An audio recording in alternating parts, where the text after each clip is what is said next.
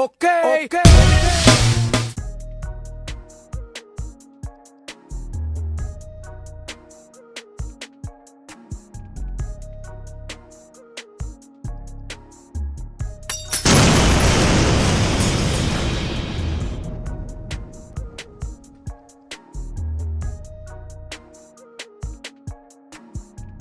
Welcome back to Media Mesh, where I give you my unapologetic opinion on everything from music, movies, news, reality TV, and much more as we go down the rabbit hole all in 5 minutes.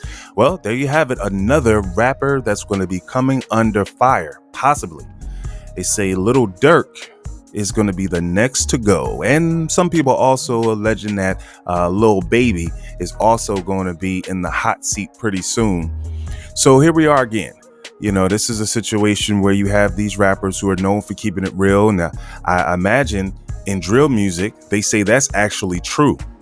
But when the fire comes, everyone wants to back up off of the situation and pretend that these folks were not out here committing crimes, terrorizing the streets, and actually some of them actually murdering people. I'm sure there's somebody somewhere that can attest to a lot of these rappers as being their downfall. If they were alive, I should say. So it's just a matter of, where does it stop? When are we going to change the narrative? When are we going to stop allowing those that run this world to dictate the music that we deem is hot? Because if you were playing conscious music on a regular basis on the radio, people would have no choice but to accept that is the end thing. There was a time where there was variety in what was out there to us as consumers. There was MC Hammer. I know I said MC Hammer, but that was positive in a way. It was dance music. It was fun. Hip hop was supposed to be fun. It was supposed to be a message in it, because that's how it initially started. It was a message first, and then it got to the reality of having to sell drugs, I'm assuming, at some point. But then there was also just a balance. There's no balance.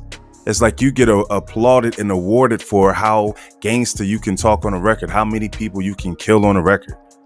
Like, it's just so negative, it's so dark and dreary, and it obviously has an impact on our youth. It's not uplifting our community at all, but these people get praised. You get rich and you get praised, and then you also form a clone. Because the young kids in the street, they're looking at this, well, I need to start talking about this so I can also become famous. And not only do they want to talk about it, they want to live it, because they believe that these folks are actually living that lifestyle. And my personal opinion, I believe a lot of these cats that do this drill music, they have lived that life. Now, I know there were studio gangsters like Dr. Dre and all them people back in the day. They wasn't necessarily living it, but that was just the new wave. So we're in a different time now. If you look at a lot of the youth, unfortunately, a lot of them are on the warpath, because you have the generation before them where their parents were more relaxed, right? So there was really no struggle per se going on. So, of course, you had the marching in the 60s, and then the 70s, that was a whole different scene. And then you got the 80s, things kind of just, kind of switched up. Of course, now you have drugs on the scene. So you got people making fast money, living a looser lifestyle.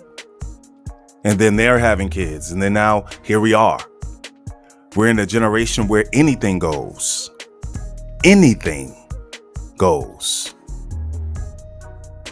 I did a video on TD Jakes where he basically kept it real and said, where the state of the woman is in terms of the home. But it's just like the whole situation has just went down.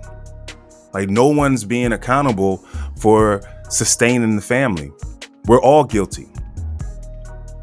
So the key is, do we just continue to let this deteriorate to a point to where there's just complete lawlessness, or do we take a stand and try to make some level of effort to protect our family for the future? Until next time, God bless. Be well.